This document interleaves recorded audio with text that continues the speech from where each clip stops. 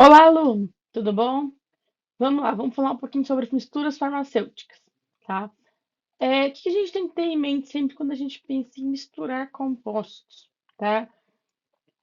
Que misturar compostos não é só simplesmente juntar duas coisas, tá?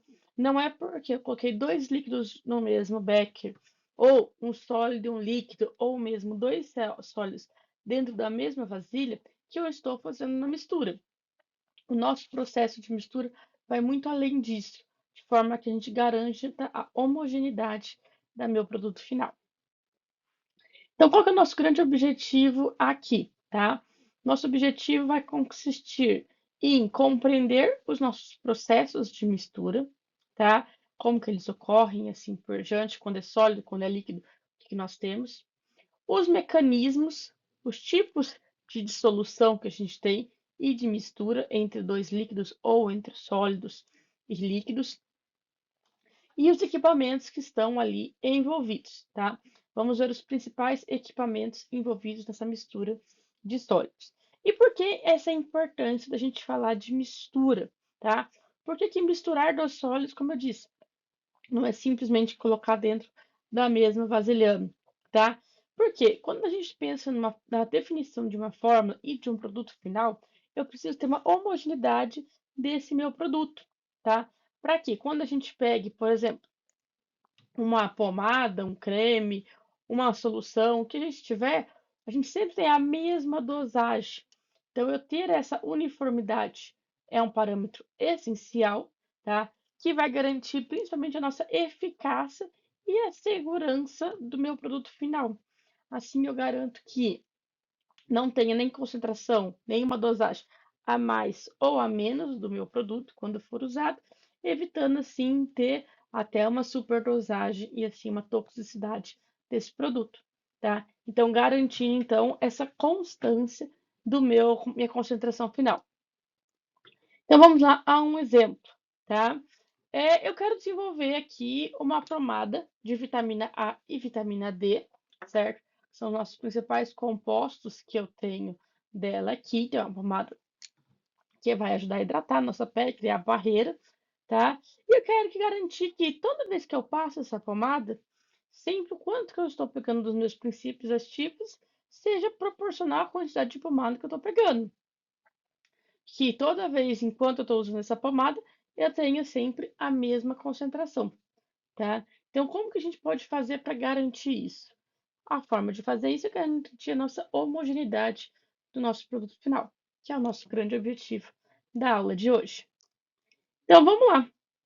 O que que a gente tem que pensar? A gente vai sair disso daqui, são substâncias separadas.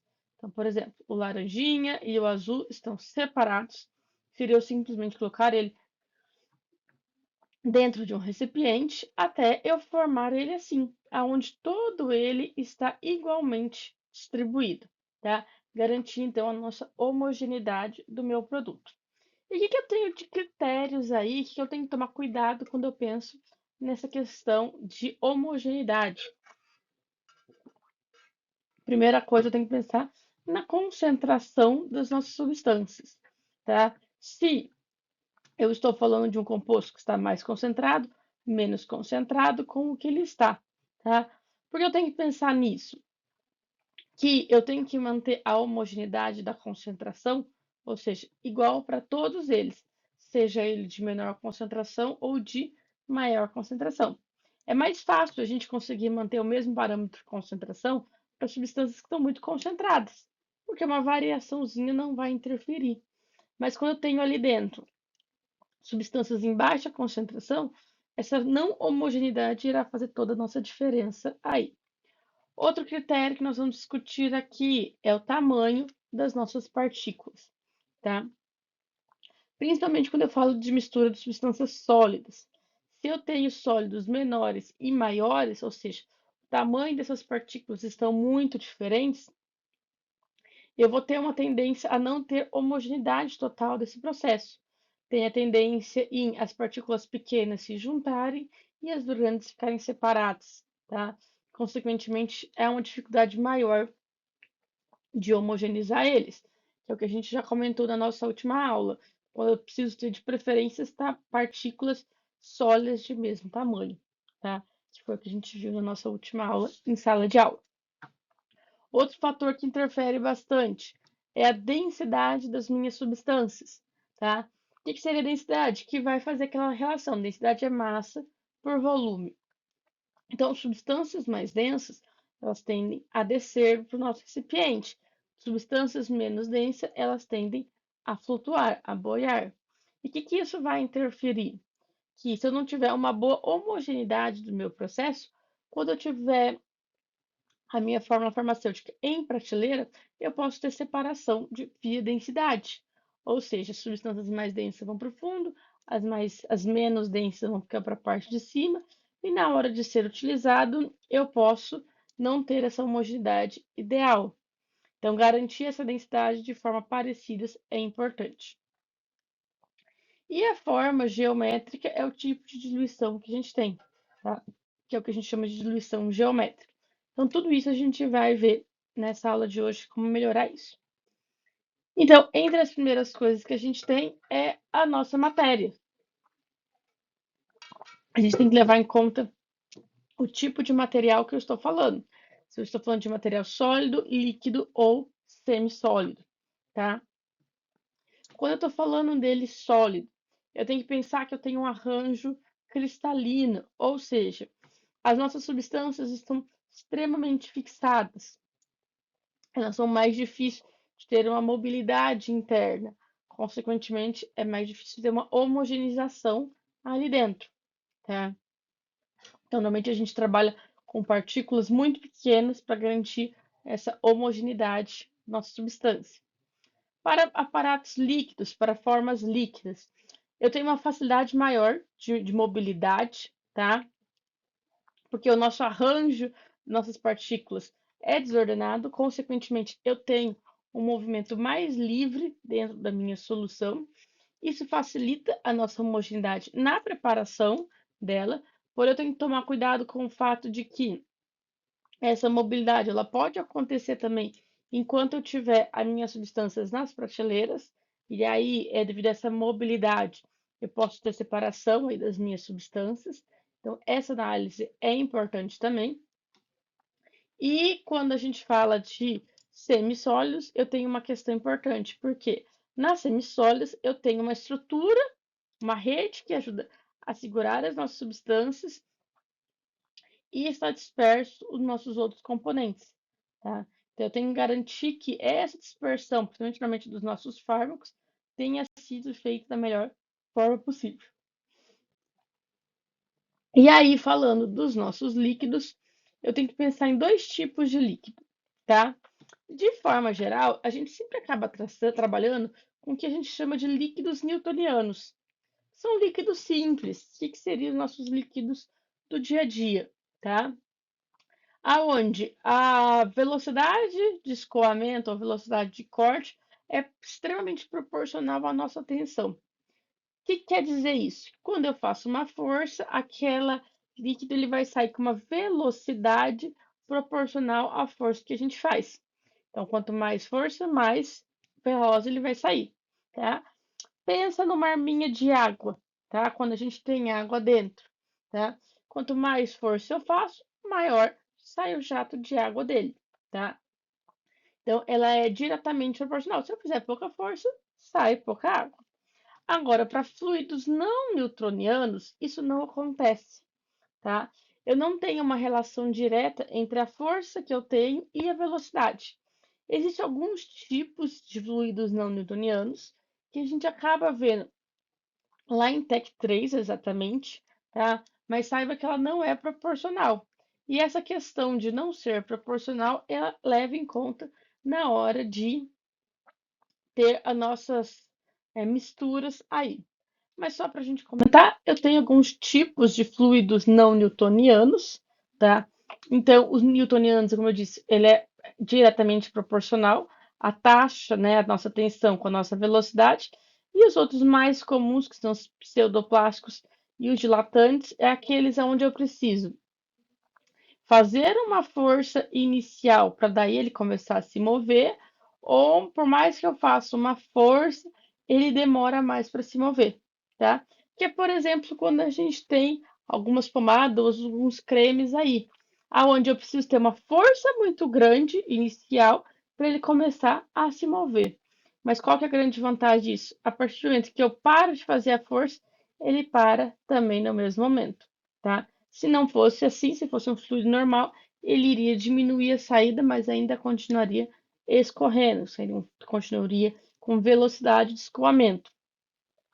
Então, ter fluidos não newtonianos, quando a gente está falando de formas farmacêuticas, é muito importante, principalmente por essa relação de escoamento aí, tá? Para a gente começar, vamos falar das misturas de líquidos, tá? Então, depois a gente vê as de sólidos, mas vamos começar com líquido. O que eu tenho que pensar? Eu tenho quatro mecanismos que irão fazer misturar nossos líquidos, que é o que nós vamos ver agora. Processo de convecção, turbulento, laminar e difusão. Vamos ver como que funciona cada um dessas nossas misturas de líquidos.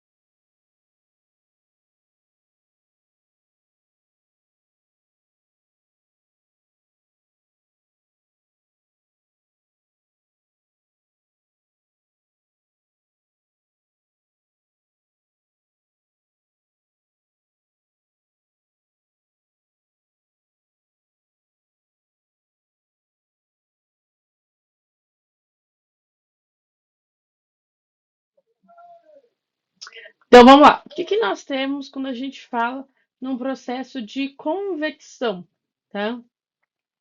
Como era bem parecido com o que a gente tinha no outro caso, no processo de convecção. O que acontece aí, tá? Eu vou ter a transferência de blocos de grande parte para outra parte, tá?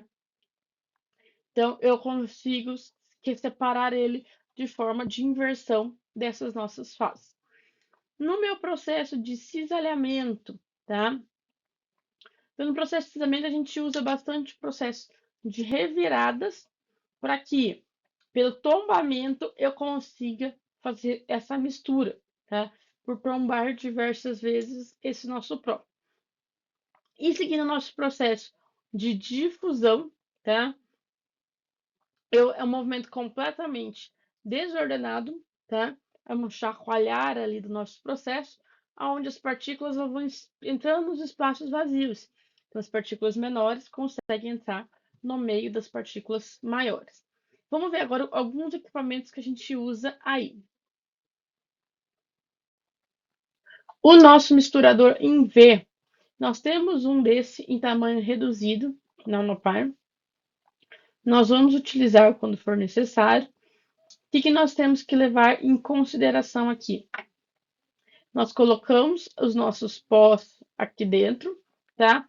E ele funciona a maior parte pelo esse processo de tombamento. Então, ele vai ficar girando essa substância aí que está em V. Então, uma hora ela está assim, aí ela fica aqui, assim e assado. Isso porque a hora que você coloca, nossos pós vai parar nessa parte de baixo, certo? No que isso virou, ele vai se separar em dois, e isso vai girando por esse tombamento e esse separa junto, ele irá se misturar. Próximo que nós temos, o nosso misturador em cone. Ele é bem parecido com o outro, então eu coloco nossos pós e eu vou rodar ele ali nas diversas viradas. Outro que a gente tem, que é um misturador em fita, o Ribbon Blender, tá? O que vai fazer aí? Eu tenho, além dele ter essa pá aí que ajuda a girar. Então, pela fricção do nosso pá e esse tambor ali em volta vai girando, o nosso pó vai sair das nossas paredes e vai tombando, fazendo com que eu tenha essa mistura do mais eficaz possível, tá? O que eu tenho que pensar quando eu penso nossa regra aí, seja o tipo de rotor que a gente tem, tá? O tipo de misturador aí, tá? Que se eu girar isso aqui de forma muito lenta, eu não vou ter essa cascata aí, tá? Ou seja, ele vai estar muito devagarzinho, o nosso pó não consegue subir para descer aí do nosso processo, tá? Consequentemente, ele não se mistura de forma ideal. Porém, se eu colocar isso também muito rápido, tá? A nossa força centrífuga vai fazer com que esse pó se adere às nossas paredes. Então, ele vai ficar paradinho na parede, ele vai rodar e vai ficar junto à nossa parede e não cai, tá? Então, é como se o que eu tivesse aqui, se esse fosse o meu rotor, você vai girar muito rápido, o nosso pó fica aderido na parte interna aqui e não cai. Consequentemente, disso que você colocou vai sair, certo? Não há essa mistura de forma ideal, tá? E um dos grandes perigos que nós temos, tá? Os nossos grandes inimigos que nós temos é o que a gente chama de segregação, tá? Que é o inverso aí da nossa mistura de nossos sólidos, tá? Por quê? Esse processo de separação foi muito lento, ou eu tiver tamanhos de partícula muito diferentes entre si, densidades muito grandes, eu vou ter esse processo de segregação. Que seria isso: as partículas maiores ficarem em cima e as menores vão se aglutinando na parte de baixo, tá? Daí eu consigo ter essa separação e aí não fica homogêneo. Então, como eu falei, eu posso ter aqui lotes com dosagens letais ou ineficazes desse produto, depende do jeito que a gente está pegando.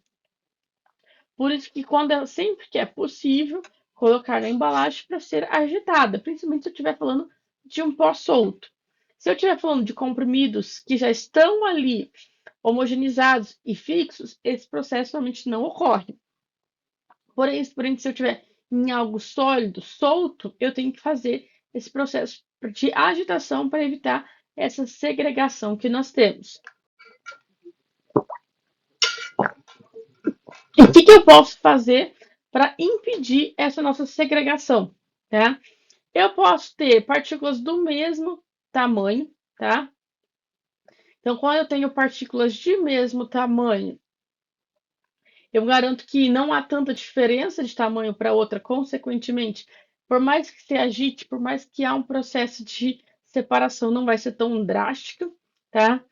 Vibração das nossas misturas, tá? Depois que eu misturei isso, evitar vibrar isso, tá? Então, se eu estiver fazendo, por exemplo, um comprimido ou algo do tipo, após essa mistura, essa homogeneização, não fazer uma vibração, de forma que eu separe os tamanhos da partícula, levar ela direto para compressão. Se eu tiver em um processo completamente sólido, né, que vai ficar na forma de pó, já é um pouco mais complicado, tá? E outra coisa, garantir que sejam densidades parecidas que evita essa mistura aí, essa separação aí, tá? E existe um paradoxo que a gente tem, tá? Que é o paradoxo do carreamento ativo. O que é isso, tá? É as nossas partículas pequenas agregarem a nossas partículas grandes, tá? E aí isso ajudaria a nossa não separação de fases, porque a partícula pequena vai ficar ali. Mas isso depende da interação que eu tenho entre essas partículas menores se aderirem às superfícies maiores. Se acontece esse carreamento aqui, eu não tenho tanta essa separação de fases, então resolveria um grande problema que nós temos, tá? Então, bom, como que a gente faz? Se aquela pomada voltando lá, então eu iria fazer a mistura dos nossos primeiros compostos. Então, eu iria aquecer para formar ele da forma líquida, adicionar os outros líquidos que nós temos, certo? Formando uma fase líquida total. E só depois eu iria colocar nossos sólidos aqui para que fique da melhor forma possível, tá? Qual que é o grande desafio ali? A pomada ela tem uma densidade extrema, tá? E uma alta viscosidade, tendo aí a formação normalmente de fluidos não newtonianos, por isso que a gente tem que levar em conta esse processo de fundir para melhorar a viscosidade dele, para diminuir essas propriedades não newtonianas, para a gente conseguir fazer essa mistura, tá? Utilizar esses rotores tipo âncora para uma melhor homogeneidade, uma vez que eu estou falando de substâncias altamente viscosas, como a gente viu lá, tá? O nosso mecanismo ocorre de fluxo laminar, devido à alta viscosidade, então mexe devagarinho, e por difusão, tá? Se eu utilizar com muita velocidade, que ou seja, alta viscosidade e turbulência, por ser muito viscoso, ele não iria conseguir, tá? Então aí a gente consegue formar o nosso produto. Então a gente fecha aqui a nossa aula, vimos todos os nossos mecanismos de mistura, tanto de sólidos quanto de líquidos. Na próxima aula, nós vamos falar um pouco da mistura de pós, tá? E utilização de pós no nosso processo. Até mais. Tchau, tchau.